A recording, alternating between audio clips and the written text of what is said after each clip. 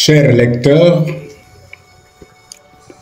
ce 5 avril 2025, notre sujet de prière est le psaume 7. Alors, ce psaume 7 est une prière du juste persécuté. Donc, le psalmiste supplie le Seigneur qu'il soit délivré de ses persécuteurs. Alors, mes bien-aimés, nous voyons dans ce psaume le psalmiste se confier en Dieu, sachant que sa cause est juste. Il supplie Dieu de rendre justice, car il est persécuté par ses ennemis alors qu'il est innocent. Il lui demande ainsi de mettre un terme à la malice des méchants avant de lui adresser une note d'action de grâce.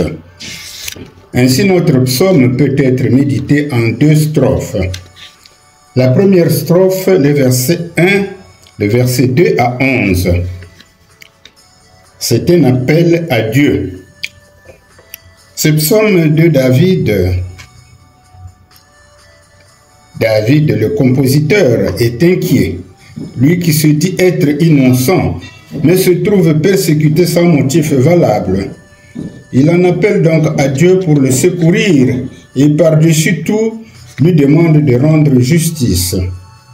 C'est une prière confiante que David adresse à son Dieu, qui est le juste juge, lui qui sauve le fidèle qui est dans l'anxiété et qui est poursuivi injustement.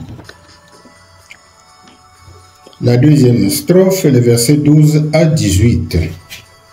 Dieu, le juste juge.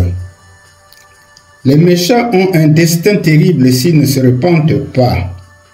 En refusant de se convertir, ils creusent leur propre fosse, car le Seigneur leur fera retomber toutes leurs iniquités.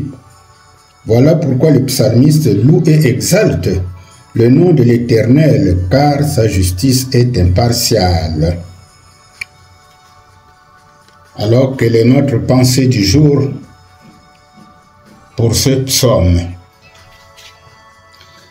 Lorsque je suis persécuté pour une cause injuste, beaucoup de pensées bouillonnent dans ma tête. Que faire? Est-ce qu'il faut partager mes soucis avec mes frères dans la foi? Est-ce qu'il faut attendre que Dieu m'aide à décanter la situation? Eh bien, les deux démarches sont à exploiter, car elles sont complémentaires. Prier Dieu pour demander son secours et solliciter l'exhortation des autres et leur prière. Voilà, mes bien-aimés, l'essence de notre message du psaume 7. À présent, prions le psaume avec les paroles de la Bible des peuples. Prions. Seigneur mon Dieu, tu es mon refuge. Sauve-moi du persécuteur. Délivre-moi. Comme un lion, il voudrait me déchirer, m'emporter sans que personne me délivre. Seigneur mon Dieu, qu'ai-je fait de mal? L'argent a-t-il sali mes mains? Ai-je rendu le mal à mes bienfaiteurs? Ai-je fait tort sans raison à mon adversaire? Que l'ennemi alors me poursuive et m'atteigne, qu'il me jette à terre sans vie et piétine mes entrailles dans la poussière. Lève-toi, Seigneur, montre ta colère, dresse-toi face à la rage de l'adversaire. Réveille-toi, ô Dieu, ordonne le jugement.